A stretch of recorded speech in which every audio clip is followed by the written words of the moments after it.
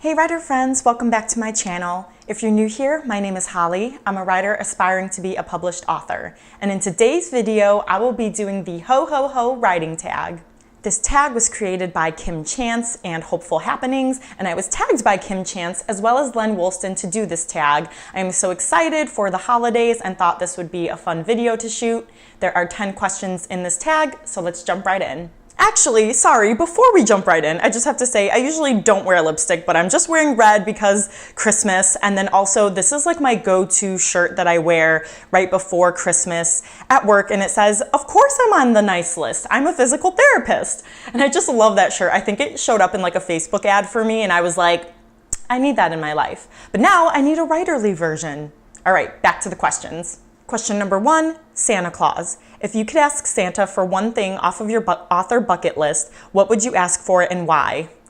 This is a no-brainer for me because I am just about to query the Celestial Code in the next month or so, and so I just want an agent. Like, that is the first step for me. Of course, there are all these things I want later, but right now the first step is just to get that literary agent. And of course I want that because I want to be traditionally published, so my goal is to get an agent, sign on with a publisher, and get my book baby out into the world. Question number 2, the ghost of Christmas past. What's one piece of advice you wish your past self knew about writing, or what advice would you give to fellow aspiring writers? I just wish that I knew that writing and being an author was a thing for me because I loved to write when I was younger, and I just never really saw it as like a career. I guess I was just like reading these books and enjoying them so much that they just felt like it was just something to do for fun. So, you know, and it took me a long time to realize that I wanted to do this seriously. And so I think that having, you know, that mindset is important and knowing that it can happen. Yes, there are a lot of writers out there and there are a lot of authors out there, but it can happen. Question number 3, elves. Santa has his little helpers. What resource has been the most helpful to you or most invaluable to your writing process? Without a doubt, it is the Emotion Thesaurus. That was a game changer for me because I feel like around the time right before I got the Emotion Thesaurus, like I kept hearing about showing versus telling, and there were all these examples that I was reading on these websites, but it was really hard for me to grasp that when I was actually writing. And then when I was editing to be like, okay, I'm supposed to show that someone's, you know, scared, but how can I do that? Like, okay, I know I'm supposed to show, but what do I do? And the Emotion Thesaurus really taught me how, and showing those internal versus external sensations, as well as the short-term and long-term effects of that emotion. So I just love that thesaurus to death. It's helped me to the point where I am writing, I'm not referring back to my thesaurus as often because all of those showing moments are kind of ingrained in me now, which is really fun. Question number 4, gingerbread cookies. What is your favorite holiday treat? What is your MC's from your current work in progress favorite holiday treat? Okay, I don't know if I look the same as when I left, but I was going to say cookies and then realized that I went to my mom's yesterday and she had made my grandma's cookie recipe, and I was like ecstatic and over Pluto because these are my favorite cookies. They are snowball cookies. So I'm so glad that this recipe was passed down, but like they're little, I don't even know what they are, like dough ball cookie things, and there's like little pieces of some nut in it, and then it's rolled in powdered sugar. And yeah, let me know if you guys know of these snowball cookies and if you've had them before, because I think I might just eat one right now.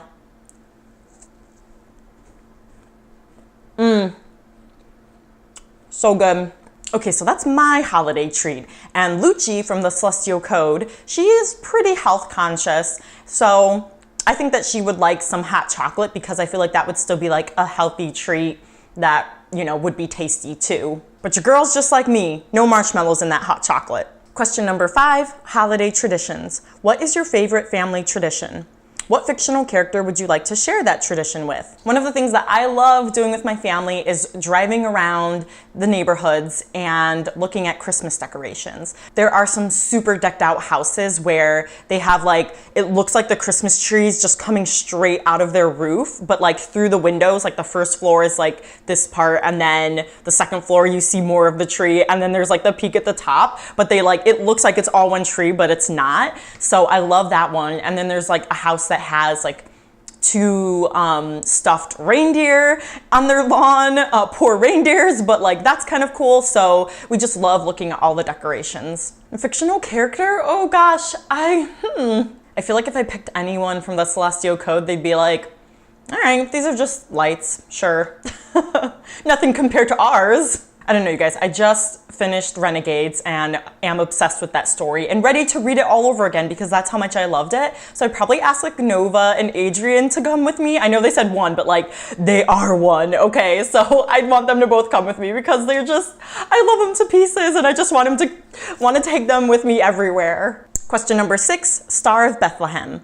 What started your journey to write your first book? Has the journey turned out like you imagined? And where would you like to see it go in the future? Well, what started my journey was NaNoWriMo and realizing that I wanted to finish the story that I had started in 2007. And that was just it. I just wanted to finish writing this story that I had been writing for fun.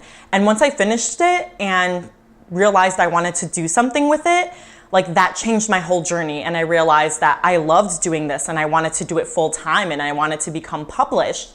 And so it's grown from me just doing this for fun. And it is still a hobby and it is still fun, but now I'm more serious about it because I realize that this is a dream that I want to make a reality. It's definitely been a lot more work than I thought, both mentally and physically.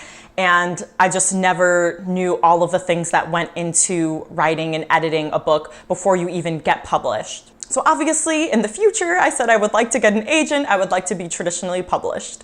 And of course, I would like to keep meeting awesome writers and authors on AuthorTube and on Instagram and Twitter and the writing community and connecting with everyone. Question number 7, the night before Christmas. What's your favorite book to read during the holidays? I don't have just one book. I'm always just reading books, and especially near the end of the year, I'm trying to get to my Goodreads goal, which I actually met early this year, so I'm not worrying about that.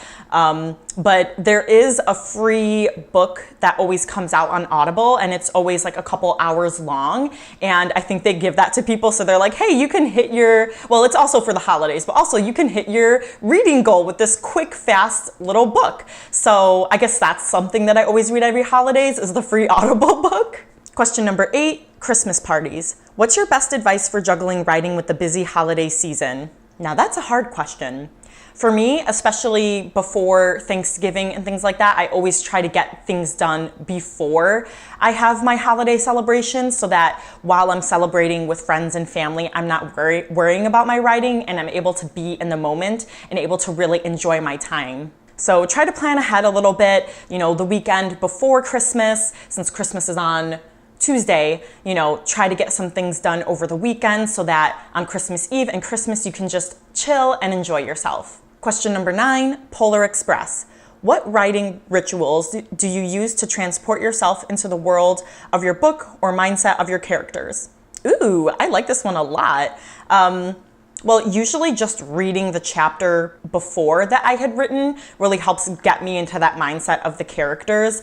You know, I don't really refer back to like my outline or like character bios too much like while I'm writing, which is actually interesting. I realized I don't really do that. I guess I just, because I'm so much like into their heads and learning about them as I go and as I write, that I just kind of take them off of the page. But I definitely like to listen to some fantasy music, and that kind of gets me into the world especially if I'm writing about the fantasy world that I'm in and not the Earth setting. But for me, it just takes diving right back into writing. And lastly, question number 10, sugar and spice and everything nice. In the spirit of spreading kindness and cheer, give a special shout out to someone who has been instrumental in your writing journey or someone who has really helped you along the way. Oh my gosh, of course, you can't just pick one of these. Like, this is impossible. So number 1, I do have to say, is Heather, my twin sister, my alpha reader, my bestie.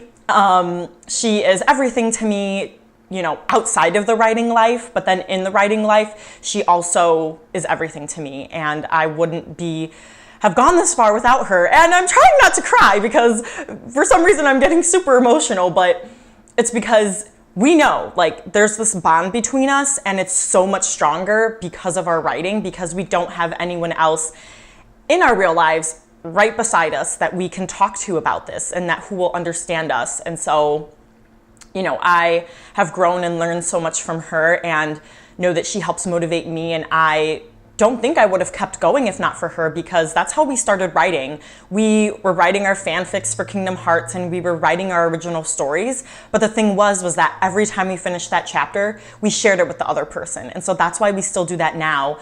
And because we wanted to enjoy each other's stories. So part of me is writing for myself and the world, and the other part of me is writing for her. The other person I want to thank is my fiance, Chris, because without him, I, would not have the time to write, because he allows me that time to write. He's not like super clingy, and he understands, my writing life, that I need that time, and I'm super crazy when I make these deadlines for myself, and especially during NaNoWriMo, he's super understanding, so I really appreciate him for that. And then lastly, in part of the writing community, I have to give a shout out to Savannah J. Goins, because she was my first writer friend that I truly connected with online, and she's just been incredible. She's been such a great friend, and we share our triumphs, our struggles together, the good, the bad, and I am just so grateful for her support and for her motivation and inspiration. She is an amazing author and friend, and I love her to pieces.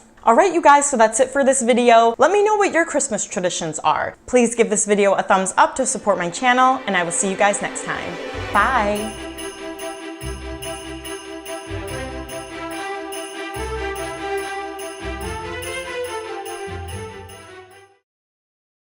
I'm gonna get powder everywhere. And I'm just gonna be hacking and coughing while I'm talking. Worth it.